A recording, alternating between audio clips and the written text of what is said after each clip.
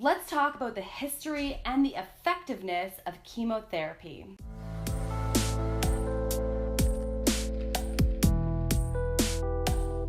So what many people don't realize is that chemotherapy was discovered during World War II when autopsies were being performed on soldiers who had been exposed to mustard gas, a nerve agent used in chemical warfare. The men examined tested for depleted bone marrow and lymph system, which are cells that naturally divide faster than others in the human body. Since cancer cells divide faster than normal cells, scientists wondered if mustard gas could be used in the treatment of cancer. During the 1940s, tests were conducted on subjects who had cancer using mustard gas. No one was actually cured, but since the tumors shrank, researchers proclaimed the trials to be a success and started using mustard gas as a treatment for cancer. So the problem with using mustard gas, or as it's referred to now, chemotherapy as a treatment in cancer, is that yes, it kills unhealthy cells,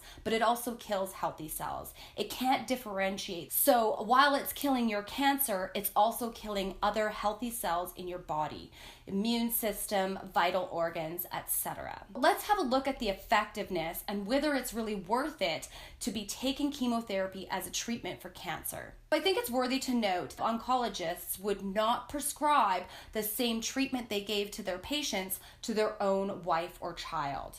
Now, why is that? Well, when we really look at it, we find that chemotherapy is actually carcinogenic, meaning it causes cancer. So while it's killing cancer cells in your body, it's also causing other cancers that will pop up later down the road. It doesn't really seem rational to trade one cancer for another. In fact, it is estimated that more than half of all cancers in America will be medically induced from drugs or radiation.